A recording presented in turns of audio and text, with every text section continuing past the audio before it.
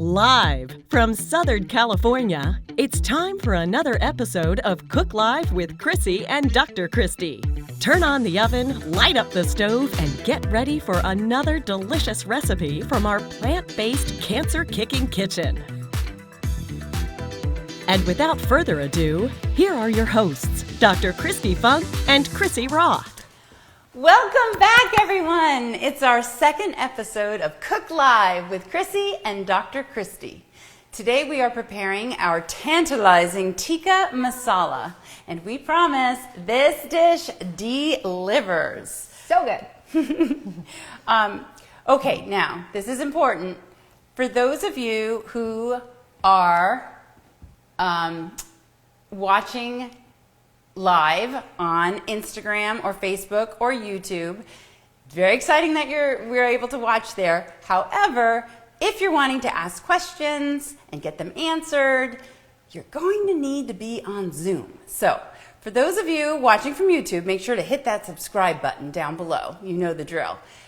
But if you really want your questions answered, and I know you do, you're going to want to log in to pinklotus.com/kitchen and sign up, and you'll get that Zoom link right away. You have plenty of time before our giveaway. Yes, there is a giveaway. More on that shortly. But you've got a solid 10 to 20 minutes before I do that part. So go to pinklotus.com/kitchen to be part of the Zoom. So in case you don't know, I am Dr. Kristi Funk, board-certified breast cancer surgeon and women's health warrior at pinklotus.com. And this... I'm Chrissy Roth. We've been friends for a long time, and I am a physical therapist, I'm a holistic nutritionist, and a plant-based chef. So I make a lot of plant-based food, and I love it, and excited to be here with Christy. And we're going to come to you live month after month. That's right. We're here to show you up close and personal in simple, really practical ways how every single time you lift fork to mouth, food is delicious medicine. And that's really my goal. So there's a little bit of teaching and didactic stuff that I'll throw in there, but just like easy, fun things. Like if you were with us last time for the bean burger, I waxed on about fiber and the microbiome. So you can always watch that and see what I had to say about it, because we're not talking about your colon critters today. What we are doing at this very moment is oh wait, I wanted to tell you guys one thing on Instagram. I love that you're on Instagram. There's a ton of fans out there, but we can only offer you one camera angle since that's simply a limitation of the platform. So if you want to catch close-up camera angles while we cook, you have to see those on Zoom, YouTube, or Facebook. All right, I'm going to talk about that this episode's giveaway very soon and how to participate once we start cooking. But before we get into it all, where is everyone from? Let us know in the chat and in the comments. All right, we have my mom and dad, Chet and Marianne Pato, coming to you from Orange County in their new assisted living digs. They're a week old. I mean, my parents are older than a week, but they're a week old. Pittsburgh. We have Columbus, Ohio, Pittsburgh. Awesome. We have Jeanette Michelle. Hello, my friend. She's coming to us from Colorado, where I will soon be speaking in June. Can't wait. All right. And let's see. We've got Astrid from Port Colborne, Ontario, Canada. Okay, you get farthest so far. I hope you're doing well in Canada. All right. So welcome, everyone. We're so excited. I think Chrissy and I are ready to get into this Cook Live, and I think you guys are ready too.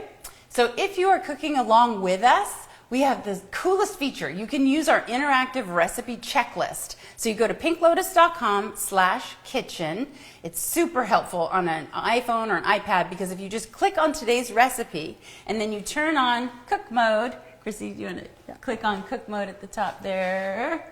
Whoop, right here, boom, okay. Cook mode is on. And what that does is it makes it so that it won't turn off, which always drives me crazy, especially when my hands are a little bit messy and I'm like, I need to know what comes next. And then I've got to like wash my hands just to turn on the computer so it'll stay on for you. And you can also check off each ingredient as we cook so that you never lose track of where we are. Especially when you're using a lot of spices. So sometimes you're like, wait, did I add the cumin? I think I added it. And then you taste it and you've added it again. You're like, well, there's a lot of cumin in that. I might have added it twice. So this will prevent that. Exactly. I have done that catastrophically with cayenne pepper. Ooh, yeah. All right. So, Chrissy, before we do this, I think I need a drink. It's been a long day. I think I do. What do you have for us today? I have a hibiscus cooler. My friend Pamela and I are big on mocktails, and this is our go-to. And so it's hibiscus tea. How did you make? What's in here? Okay, this is just hibiscus tea. So I brewed hibiscus tea. Okay. And I wanted to share this with you because I know you're going to love this. I am so excited because I've had. I know you love hibiscus. So here's the thing about hibiscus. If you don't know, a 2012 study looked at 282 beverages and measured the antioxidant content of, everything under the sun. Every soda, every juice, every prune juice, anything you can think of, including hibiscus, which came out numero uno, highest antioxidant content of any drink on the planet, or of 282 drinks anyway. Number 2 was matcha green tea. Of course, because that is my go-to. I love ancient matcha, which is sourced directly from Japan, and it has a lot of data in the cancer space, breast cancer space specifically. Matcha does. The epigallocatechin gallate, EGCG, in green tea. Easy for her to say. I just did that to show off how I can name chemicals, phytochemicals. She likes dropping phytochemicals with long names. EGCG for all you noobs out there. Anyway, there's a lot of data in the breast cancer space, including that EGCG is able to eliminate, granted, in mice grafted with human breast cancer stem cells, the little mastermind stem cells thought to be responsible for all breast cancer recurrence. EGCG in green tea made those cancers on mice go away. So that, and so do broccoli sprouts. Hibiscus, though, as a standalone, is a powerful antioxidant. We just found out it's the tip of the scale of all drinks. So cheers to hibiscus. And to all of you. Yum. That's a yummy, tasty mocktail. It is a yummy, tasty mocktail. And if we want it, we could jazz it up with mint. We could add some mint to it, muddle some mint in there. You can also put some stevia or erythritol, like something to sweeten it up if you want a sweet drink. But it's nice to get used to not wanting sweet drinks too and enjoying something that's not super sweet. And hibiscus does have a little bit of sweetness to it, like a little bit of... natural sweetness. I taste it. I taste it, but I actually, I mentioned you were going to do stevia, and as soon as I sipped it, I'm like, there ain't no stevia in there. No. But it's delicious. I love it. All right, here we go. Okay, we're going to start. So tikka masala. Tikka means little bits of meat in Punjabi, and masala means mixture. So we are going to do the mixture part, but not the tikka part. Our sub is tofu. Tofu. This one's already drained. This one is draining. We started ahead of time because I like to drain it for about 20 minutes. This one I do want to show you though is this super firm tofu. Super firm. They say high protein. It doesn't really have much more protein than regular tofu, but I guess because it has less water, it has a little. Yeah. But it drains really quickly. So we drained this one already. And when you're trying to make something that like with a chicken consistency, I like using like the super firm one, especially because as you're going to see, we're going to tear it versus cutting it into cubes. And it really, once we put it in the oven and pull it out, you'll see it looks like chicken, like in fact, like a little frighteningly so. And it really tastes like, right? The first time you made it, you were like, oh my gosh. I know. So this particular recipe will always have a special place in my heart because Chrissy and I, the pandemic had just happened in lockdown mode. So it was like the end of April 2020. And you were texting me something about tofu. And I was like, oh my gosh, I'm pressing tofu now. And I showed her my tofu press, which is highly effective. And especially with 3 soon-to-be teenagers, boys, I have to make every recipe's tripled. Yeah. So anyway, I had a whole thing of tofu on a cutting board bigger than this, and then I had a sheet pan on top of it. I did towels and paper towels, a sheet pan on top, and then I had 2 20-pound dumbbells, boom, just sitting there pressing. And so the next day, via Amazon, this tofu bud comes to my house. She's like, there are more elegant ways to press your tofu. And I love this. And you know what? It works. It works one block at a time. 20-pound weights work. But it's a little bit, like if you're pressing tofu that's a little squishier, like medium firm or soft tofu. Tofu crumbles. It falls apart. Under it's 40 like pounds. Flat. Yeah. Which I guess if we're doing torn tofu, that might work. But True. these fit the little block in there just perfectly. So Okay. It works really nice. So we're going to show you how to tear your tofu. Chrissy, can you do the honors while I wax on about can. soy? Yes, please. So some of you, especially those who are particularly logged in because you're like, ooh, breast cancer, I'm very interested in that. And is she putting soy in there? I need to make it part of my life's mission to dispel this myth, partly as a mea culpa and a backpedal on my own part, because for 18 years as a breast cancer surgeon, I literally preached to everybody high risk and everybody with breast cancer, particularly estrogen-driven breast cancer, lady, spit that miso out of your mouth. Soy, phytoestrogens. You think that the estrogen receptor on your cancer has discriminating taste? It doesn't care if that estrogen molecule came from an ovary or horse's urine, which is what Prempro, the HRT, is made of, and or soy or yams for that matter. You're done. Oops, I'm so sorry. So when I went to write Breast the Owner's Manual, my best-selling book, I dove into the soy science specifically to prove that what I've been preaching was correct. Oops. Embarrassingly wrong. Like, because I wasn't only wrong, like, oh, you know what, soy's okay in moderation. It is absolutely, like, at the tippity top of the 3 things I get in my body every single day, along with broccoli or broccoli sprouts and flax seeds. Soy, 2 to 3 servings a day. Always organic, or at the very least non-GMO. It is true that 94% of the soy crops in America are sprayed with glyphosate, with Roundup. And luckily for those of us who are eating organic, that wouldn't be those soybeans. And pretty much the vast majority of those soybeans are fed to the animals, so they get fat fast. And then you eat them. And then you eat them. No, we don't eat them. And you won't soon. Yeah, if you you won't do. soon if you keep watching. Yeah. So look at how she's tearing. I'm tearing. Rippity rip. So it's kind of... It's fun because it's all like not all neat and cubey. No. It's actually, and when you see it in messy. The final masala, it's going to be fantastic. Okay. So, the science. Okay, so when I dove into the science, what I found out, I'll give you the brief once over here. There are 2 estrogen receptors in our body. Alpha, attached to the cancer cells.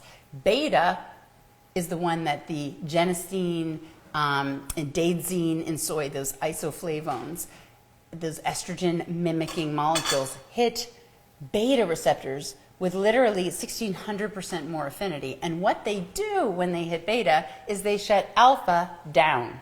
So now the cancer cell with its receptor no longer is able to have the true estrogen molecule hit it and make the cancer cell proliferate. So if that's true, the data should reflect it. The human studies started pouring in 2009 and beyond, and every single study to date in humans and breast cancer show between a 30 and 60% drop in breast cancer occurrence, recurrence if you have it, and that includes estrogen positive and estrogen negative cancers, which are harder to treat and cure and more aggressive. So there are other anti-carcinogenic properties inherent in soy that dramatically reduce recurrence and death by an average of 32% in all the studies done in humans. And for those others out there who are worried about like sperm counts in men or gynecomastia in men, which is when they sprout little man boobs, or thyroid issues or uterine issues, 2021 paper came out in February 2021, looked at 417 human studies on soys, and just kind of blasted apart all those rumors. Super safe, super nutritious, soy it up. In short, you should be more afraid to not eat soy than to eat soy. Right? I'll just sum it up. What she said. Okay, so now we're going to put 2 tablespoons of, so this is arrowroot, which is a starch. Instead of, we could do organic cornstarch, but I had the arrowroot in the house, so that's what we're doing. So we're going to toss it a bit, and we're going to use that 2 on. tablespoons. I actually did put out if you want to be exact about the tablespoon business. Okay. Oh, thanks. Um, So we try to go like oil-free. I mean, we both do because we eat the same way, as much as possible. But there's just certain things. Like when you make this tofu, if you don't use oil, it doesn't crisp up. If you make it in an air fryer, it might crisp up actually with less oil, with half the amount of oil probably. But we're doing it in the oven, and so we're going to use some. Is that both blocks? It is. No wonder why I triple everything. I'm like, that's enough soy tofu for me. Exactly. So we'll do, olive oil has a very high concentration. I think we talked about this one last time, but I'll repeat it because I'm sure we're not all the same peeps here. Olive oil, extra virgin olive oil has the highest omega-3 fatty acid content of any oil, equal to, this is going to surprise you if you don't know, expeller pressed organic canola oil. So those are the only 2 oils I ever have in my house, and I use them both sparingly, but there are good per tablespoon. So every oil on the planet, no matter how you slice and dice it, is 120 calories of pure fat per tablespoon. So what it comes down to in your quest for health is to understand the breakdown of those fats. So again, this is the highest omega-3 concentration with 10 grams, and it has 2 grams of the bad saturated fat. In contrast to one of the very worst oils you can possibly have, then this may surprise you because it has a health rap out there that's just not true. Oof. Coconut oil. So coconut oil is 90% saturated fat. 12 grams of saturated fat per tablespoon. Yeah, years ago there were people drinking coconut oil. My grandmother. What was really popular? She's like, I'm having my little coconut oil because she read that you should be drinking coconut oil somewhere. And smoothie makers would kind of throw it in their smoothies to get their daily dose. Do. All right. So we have this. It just it's coated with either, like we said, cornstarch or. And I've got my pretty ceramic coated pink cookie sheets. Of course. I have 2 if this isn't going to spread apart. Let's see. I think it might do. We preheated the oven before the top of our Cook Live to be 400 degrees. So the key to really crisping it is to let air kind of be surrounding the pieces as much as possible. So take a minute to get your fingers dirty and just spread it around. Spread the love. Yeah. The heat and love. it crumbled a little. Was this one frozen? Ever? No, that's the one you brought. Was it frozen? No, it's just one. No. Okay, it's just a little more crumbly, but that's okay. But we'll probably have to check and make sure that those aren't getting too crispy. Okay, they probably might get a little on the that's right. side. And you know what? Confessions, I just remembered.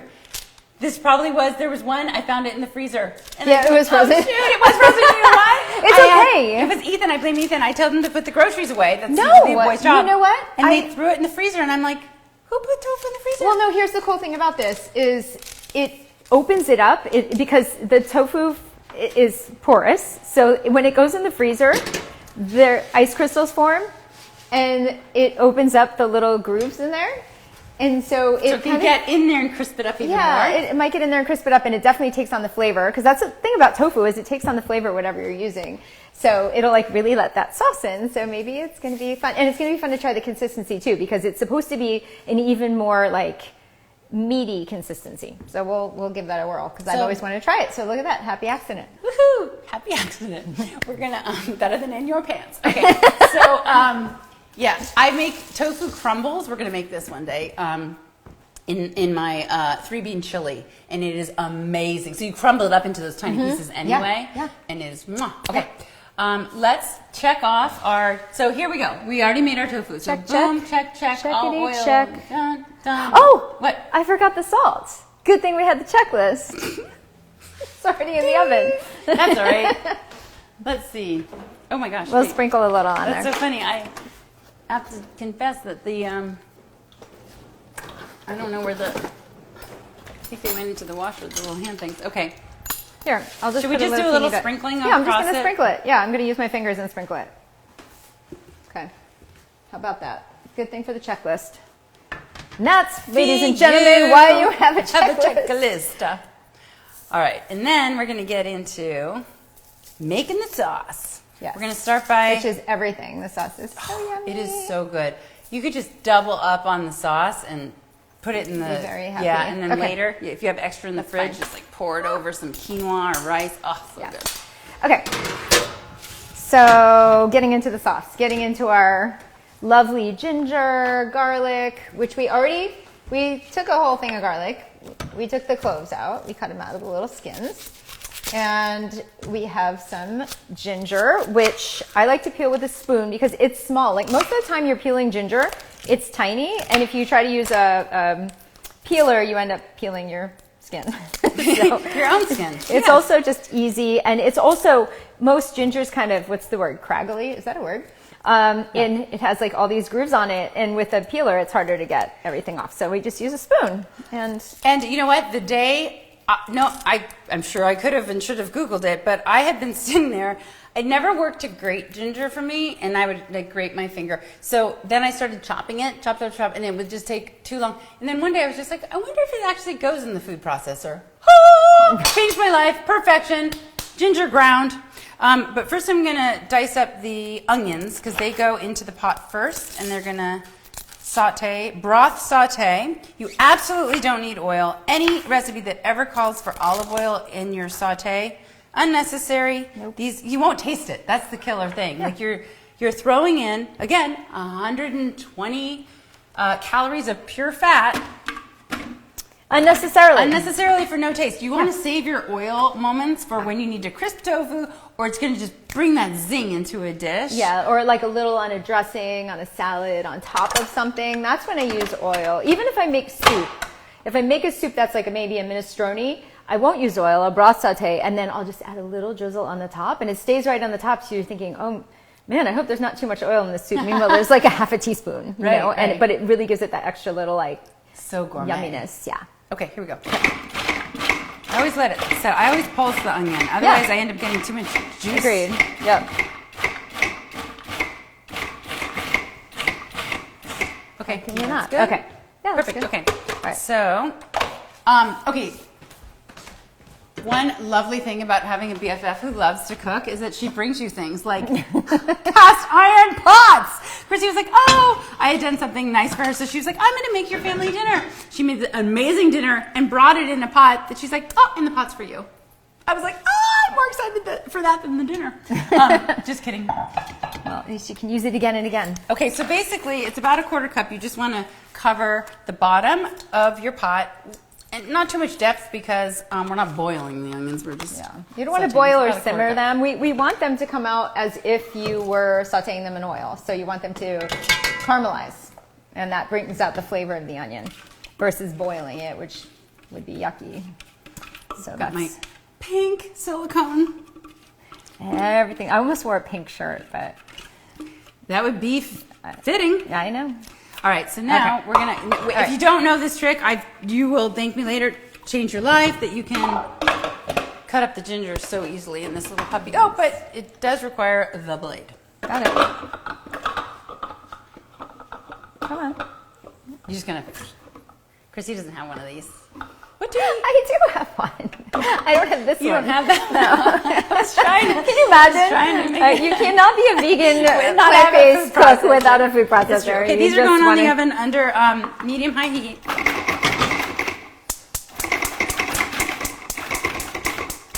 I could put the garlic in with this. What's that? I can put the garlic with this. Yeah, they can go together. I'm just going to cut it up. Yeah, so stove on we're top going to, thing. okay, so we have 5 garlic cloves. We have a tablespoon of ginger, which was like kind of a nib of ginger, a large one. And if you like garlic, put 5 cloves. I use whole cloves when I cook, and then I take them out because I can't handle garlic. My system is like, and my husband's the same way. So we just have a little bit of garlic at a time, but it's a whole clove, and then we remove it. And it still tastes like garlic. And the way I figured out this little trick is I was in Italy, and it would say there was garlic in things. And then I finally asked the chef, I was eating all this stuff, and I wasn't getting sick, and JD wasn't either. And I said, okay, what's the deal with this garlic? Because I'm not getting sick from anything. And he said, oh, I won't try to do an Italian accent. I was going, could you tell I was going to? you were You're going like, there. please don't. And I was like, So he said, I use whole cloves in everything, and then I remove them, and it has all the flavor of the garlic. maybe not all the nutrition of the garlic that you get from eating. I mean, garlic's really good for you, so I mean, it is nice to be able to eat the whole clove. But if you can't handle it, you could just do less. Or I'm obsessed with garlic. The more the better. I Whatever know. recipe I am calls too, for, but I'm my body's like 10 times the garlic. I And wish. so garlic, onions.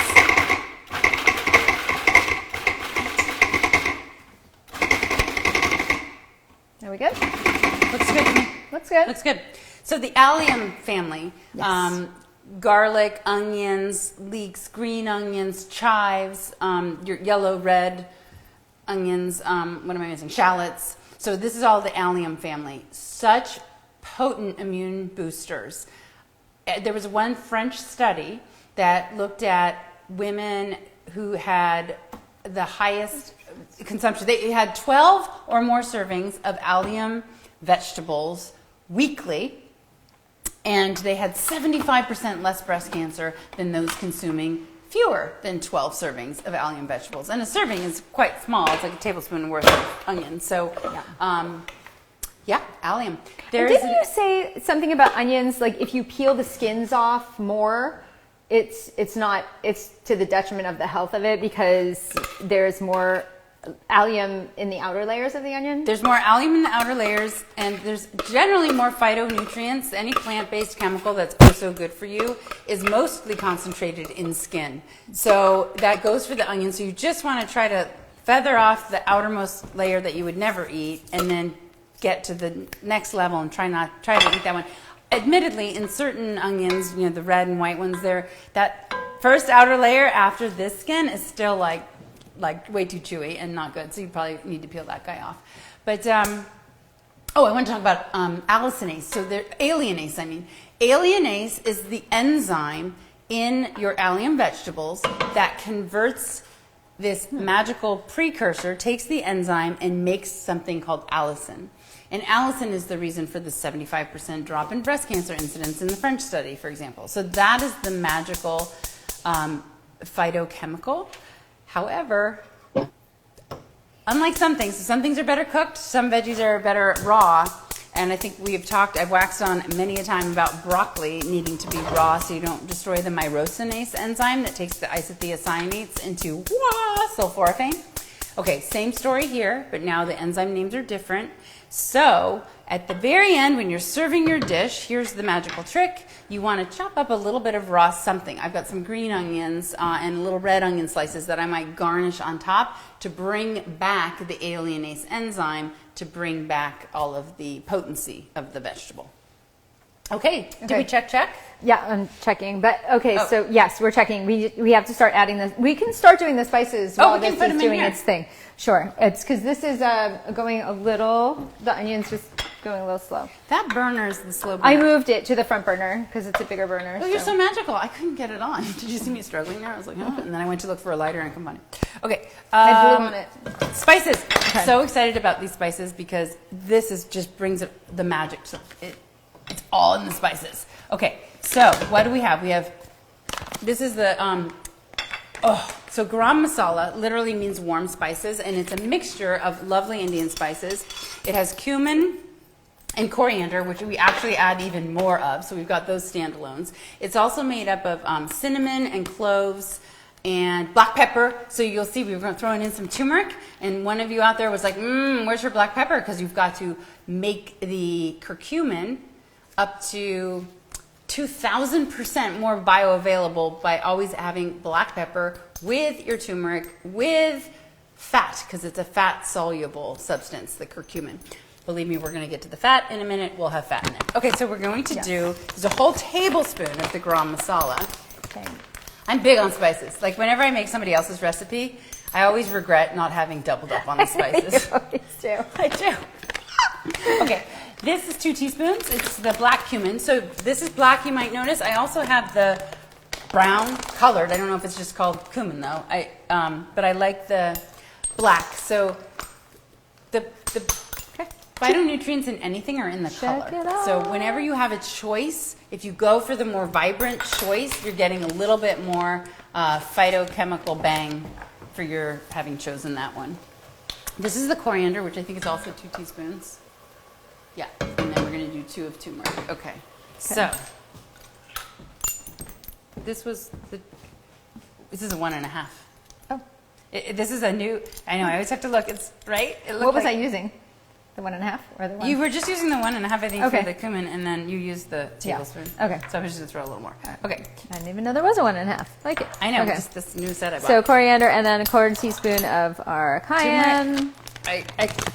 Oh, 2 teaspoons I of marked turmeric. the turmeric off. Got it. Actually didn't do Okay. it yet. What did I want to say? Oh yeah, you want to know something interesting? So think about. See, I do everything heaping, but that was the 1.5, so I was actually making up for it. If you think about what I just said, that the phytonutrients, the chemicals that do all of the decreasing estrogen, decreasing angiogenesis, the birth of blood vessels to cancers, decreasing inflammation, which wreaks all sorts of havoc in your body, whether it's arterial disease or leading to type 2 diabetes, obesity, Alzheimer's, and cancers. Like, inflammation is the root necessity for all of these illnesses. And if the phytonutrients are mostly in the skins and mostly in the color, I was talking about eating the rainbow and being very vibrant in your food choices.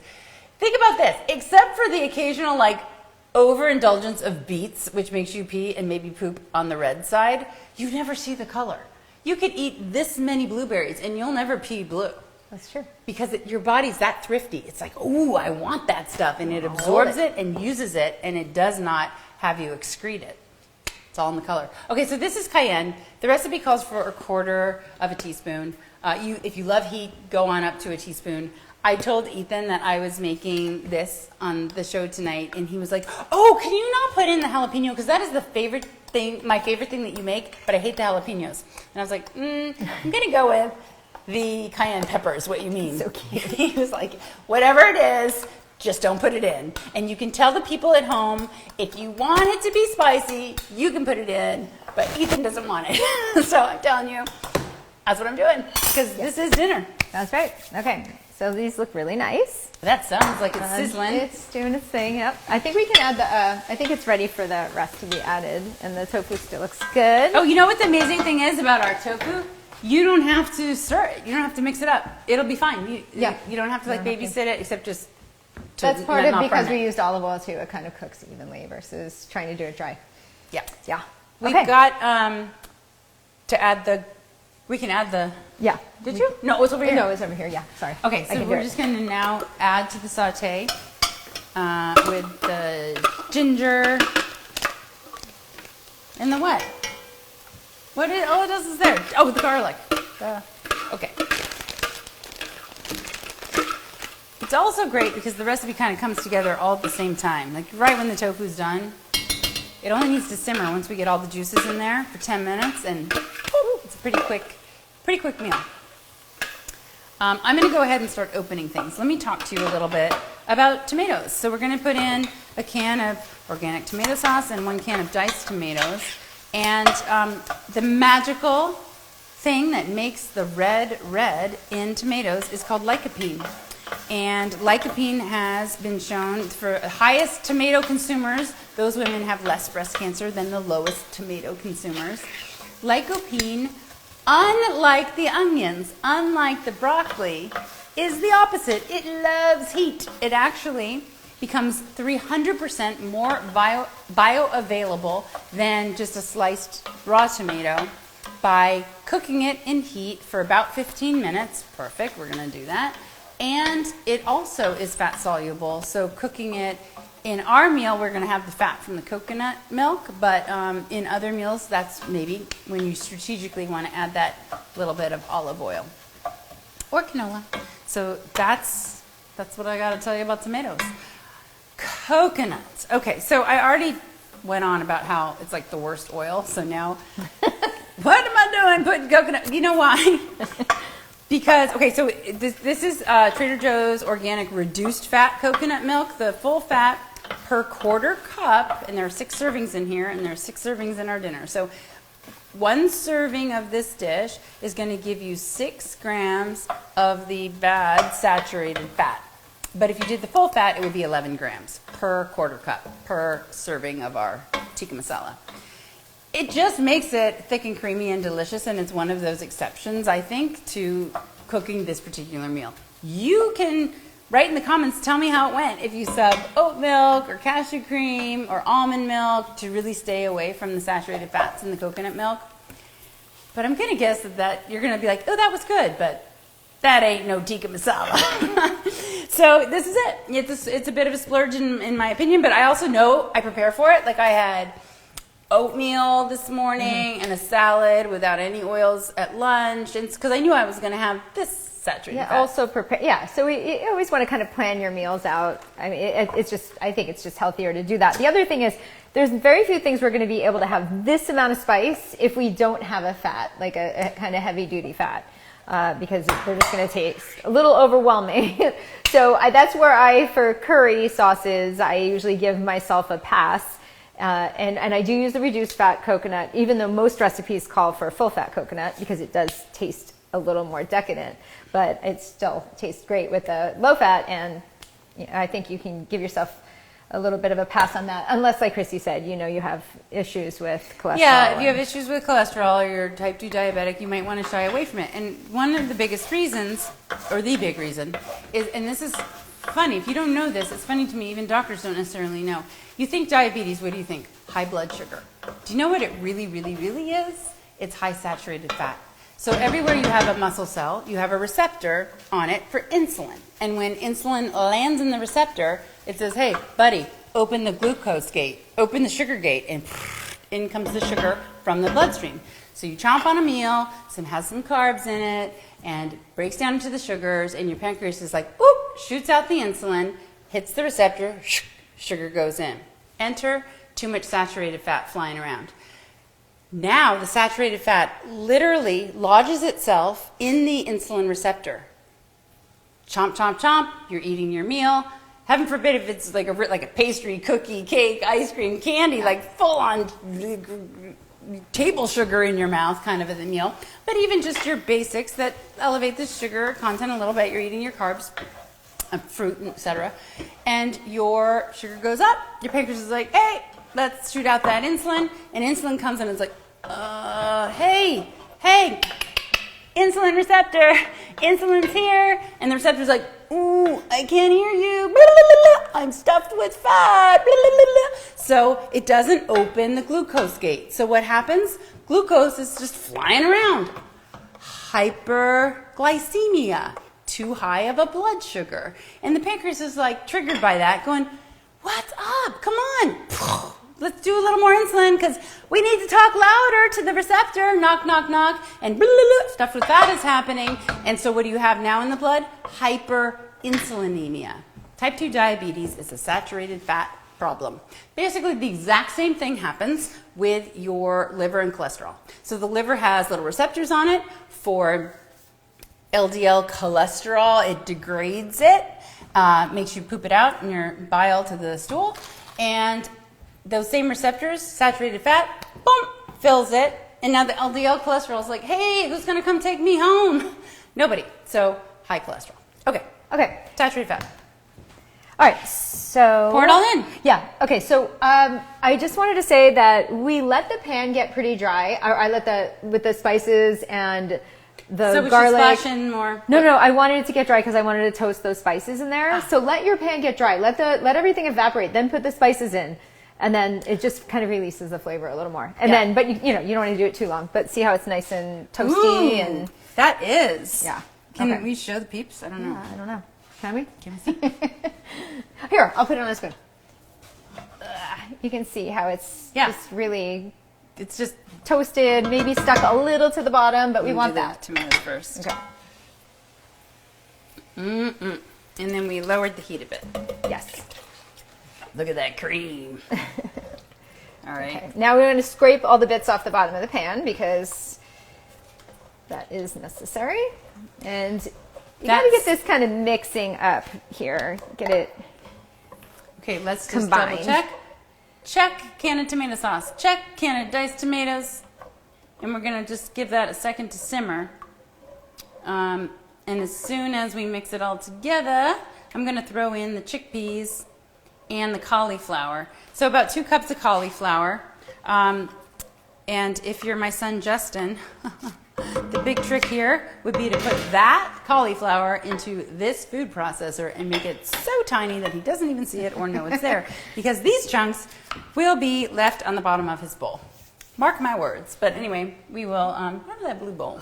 So all those little kid tricks that I don't have to use anymore because all my kids are going to college. Oh, bittersweet. Okay. Thank you. You can get the rest of it maybe. So I'm going to put this in right away because it's raw, so it needs to kind of absorb. I love the trick of frozen veggies. It captures, they're actually picked right at the peak of ripeness and flash frozen and then put in. So you're not losing any nutrients by having frozen. And if you like, say, your cauliflower more of a moist, squishy texture, then you can put frozen straight in there, and that's going to be delicious too. I use that a lot. That tri-colored cauliflower, organic cauliflower frozen thing from Trader Joe's, yum. And we're going to do the chickpeas in there now too. So yeah, and the spinach is going to go right in at the end. So now it's just doing its thing. Let's check on the tofu. What is that doing?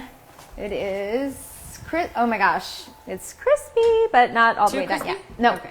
But it's getting very close. I'm actually going to pull one out, and I'm probably going to eat it because I love tofu. All right, I got to get this to simmer a bit. I'm going to just turn it up for a second. Ooh, it is, oh, you should have shown the folks. Show them the folks. Oh, sorry. Whoops. Let's see. Let's see. I don't need to show them yet. I need a couple more minutes, but it's beautiful. Crispy on the outside. And that's what I'll taste it halfway through. You want it to have a nice little crunch on the outside, and it'll be super moist and like kind of squishy on the inside. Yeah, like chicken. Good way. Yeah, chewy. Delish. It's really good. Wait, do we have any questions? A couple more minutes. Yeah, questions. I'm going to tell you something about chicken. So the whole tikka masala thing, the oxymoron of vegan tikka masala, it's like saying vegan chicken, then you know it's not real chicken. But what's the problem with chicken? A lot of people will listen to me talk, or they'll have come to their own conclusions about red meat and processed meat. Perhaps they even are aware of the IARC, the International Agency for Research on Cancer, ruling from July 2015, where they came down hard on the data. They looked at 800 epidemiologic studies with 22 researchers from 10 different countries, all different cuisines, and they were there to answer the question, does red meat cause cancer and does processed meat cause cancer? And they categorically, undeniably said absolutely all processed meat, which is like sausage and bacon and lunch meats, all the lunch meats, all your cured, smoked, processed meats, hot dogs, and especially hot dogs, unfortunately. Yes, because so kids eat too many of those. They absolutely are carcinogenic to humans on this with the same level of scientific certainty as asbestos, as cigarettes, as plutonium. There goes processed meat.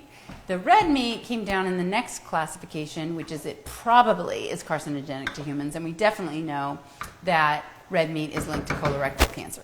So that leads a lot of people, or just wanting to avoid saturated fat, they'll say, oh, saturated fat, we've been talking about fat, so this is the fat episode. So when I told you the coconut oil is 90% saturated fat compared to a hamburger, the beef fat is 40% saturated fat. Lard is 40% saturated fat. Butter is 63% saturated fat. So imagine how much worse the coconut oil is.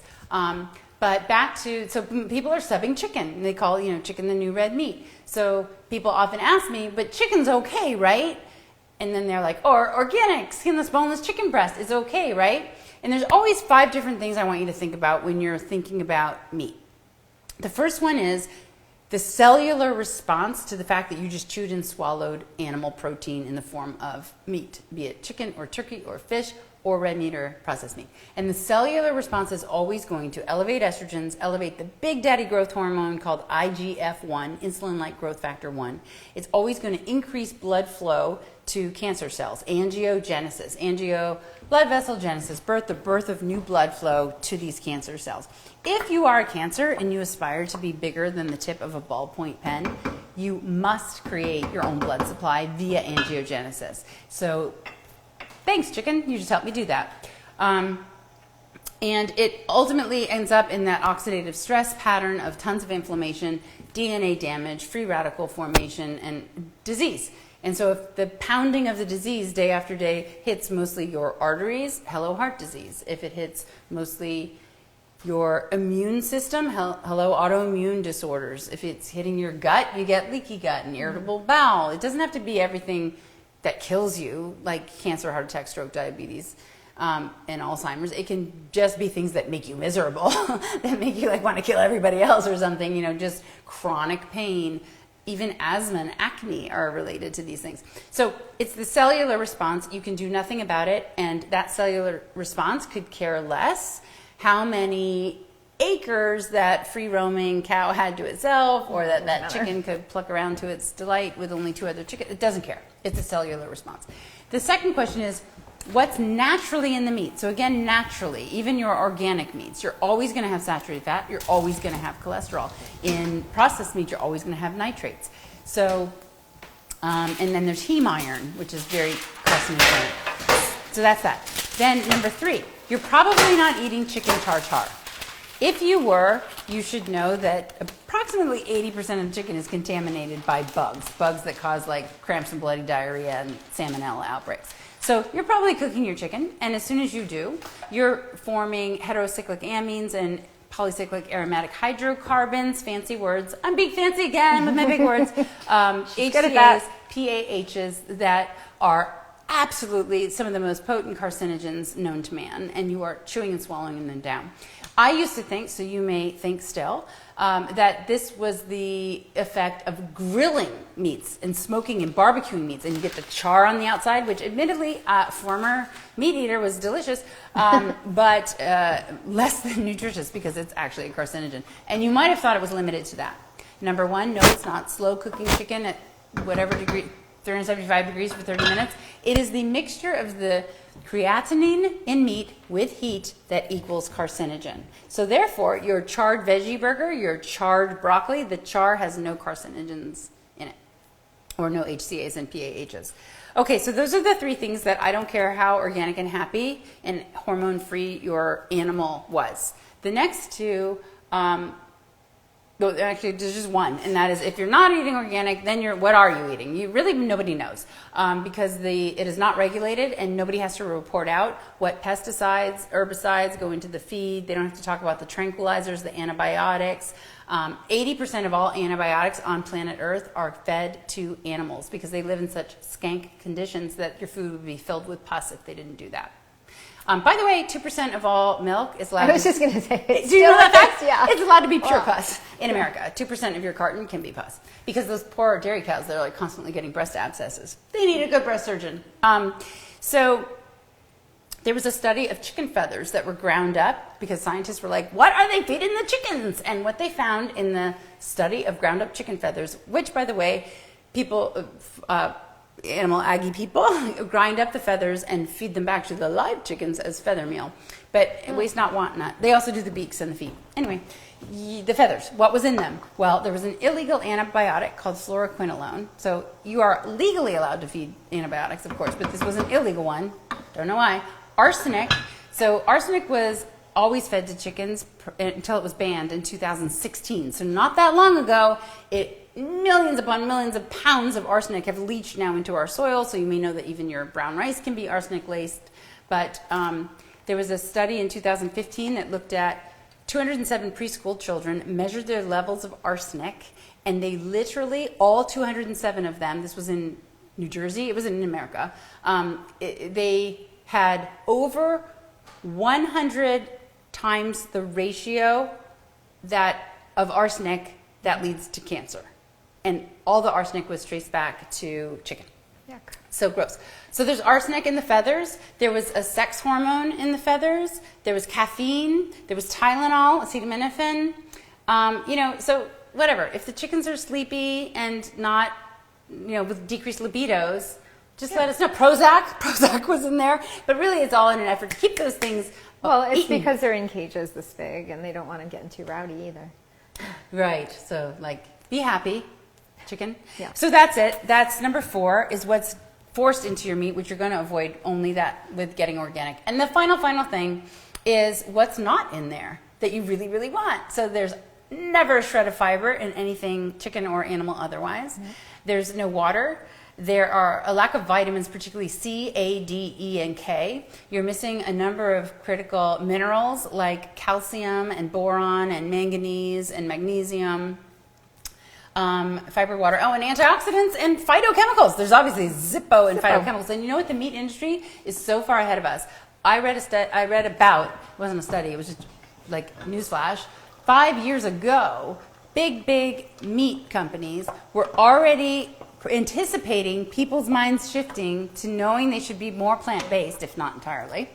And they are creating meat that's infused with greens so that they can trick you some more to be like, oh, okay, I got my strategic side dish like mixed in with the burger now, so it's all good. It's like vitamin C in your Coke. Did they do that? Coca-Cola, yeah, they were putting like vitamins. They're doing it now. They should put hibiscus tea They're in their putting Coke. it in different sodas. It says antioxidants. It's like, oh, super. All right. You were busy back there while I was just waxing on That's about okay. chicken. I know. I let you wax on because I like hearing it again and again. I can't get enough of it because I've been doing this for 9 years, and she always drives it home like, this is why. Well, also I love the food, and I would never. I mean, I can't even imagine not being plant-based. No, it's a cool way to live because once you make that transition, for us anyway, mine was 100,000,000% selfish motivated. It was all about health because I was writing the book and I dove into the science and I was like, oh, I had my big moment. And then my only regret was that my kids had just turned 8. Like they were a few days into being 8. And I wished I'd known like their whole lives. Yeah. Yeah. Well, so, 8 is pretty good to catch it. It's pretty good. It's pretty good. Yeah. What was I, 47? Yeah. So what did I want to tell you about that? Oh, yes. So once you kind of launch into eating more plant-based and you start to learn more about why, if it's health-driven, you can't help but then start to understand how much you're decreasing your carbon footprint in the world. And I was just going to bring that up. Climate change and deforestation and dead zones in the oceans. It's just really insane when you learn about how this world's destruction is truly as a result of our requirement for meat. I mean, a solid 30% of it or more. So, yeah, what can you do? So it's a win-win-win-win. You can go vegan. Yes. All right. So how's it looking over there, It looks girly? great. I mean, it depends on how you like your cauliflower. At this point, that's what it's boiling down to. It is. I knew you'd like that. Yeah, it's just a matter of whether you want it firm or not. I do think you try it, and then I think we could add the spinach for sure. Okay. One of my tricks, so it's like super steamy hot in there. So one of my nice tricks is to use frozen spinach straight out of the freezer and like right before serving. It off, yeah. Because it's already gonna, it's just gonna warm up and cool it down. Do you want to wait then? No, we can do it. We can do it now. All right. And but make sure that's done before you put it in. Because the spinach, if you leave it in there too long, it's just going to kind of turn an ugly color and not taste as good. Did you taste that? That is really hot. No, Did you put that in your mouth? Oh, okay. I did taste it. I was going to follow your lead, but I'm like, woohoo! I'm like, woo! No, I did not. Okay, I need a second. Yeah, give it a sec. Give it a sec. And it feels pretty Don't firm. hurt yourself. When I cut it, it felt. This is not going to fool Justin, though. Whew, he's going to pick this out. Okay. All right. Hey, my Zoom peeps, any questions? All right. I guess I talked your ear off. You're like, I haven't tasted it. it. No, use a little more time. So, crunchy. Yeah, we're going to change the directions and add a little more time than 10 or 15 minutes. Well, you know, again, if you use the frozen cauliflower, yeah, then it'll be done sooner. Be done. Yes. I rarely use the fresh, but I thought it would be prettier, so I did that. It is. So it's okay. So we're going to let it go a little bit longer, and then then we'll put this in. And I mean, we could do this. We can just do it for the sake of doing it. Okay. Yeah. So let's we'll add the food, and then I was just going to show you how.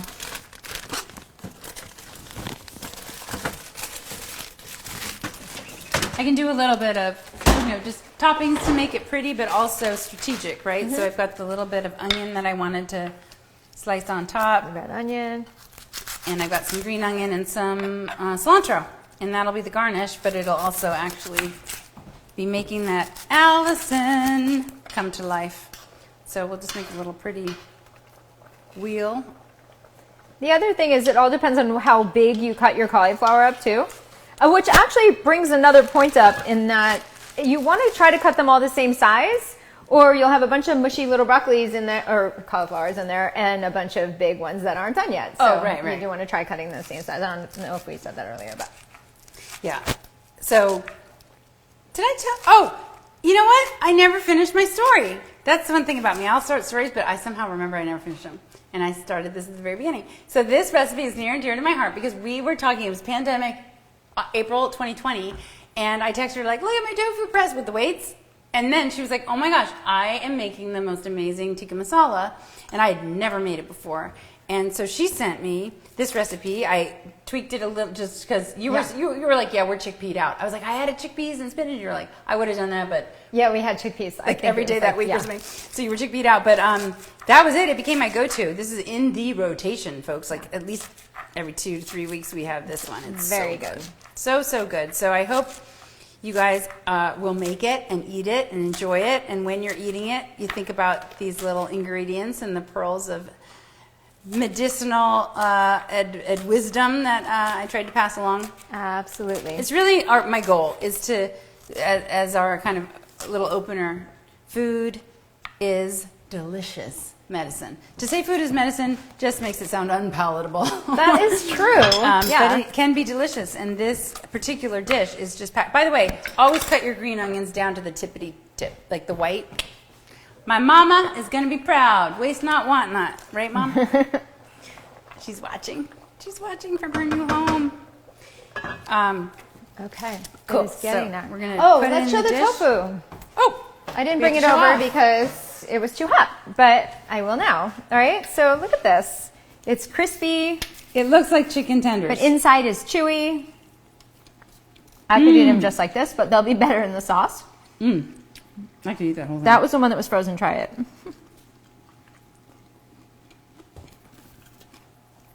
Tastes the same, but crispier. Fluffier. Because it was able to get it. Okay, so Maybe freeze that your was tofu. fun. Happy mistake. That was fun. Okay, and then we'll just dish it out. Show you how beautiful it is. All right, so let's do this. Let's put it, we'll put it in a bowl, and we'll put this and some spinach, but I think maybe let it cook a little more, so you're... Oh, the spinach isn't in? I didn't put it in, but we can put it in. Let's put it in. You put it in. It's so pretty when it's in. Yes.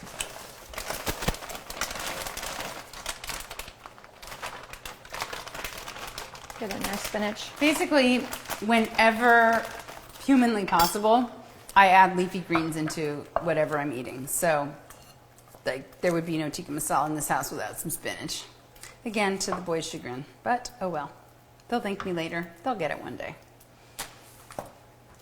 You could probably get a little crazy and use kale too, frozen kale, for a little more. Yeah, it has a kind of more of a bitter taste than spinach. I think you Spinach could probably get away with it. together. Yeah.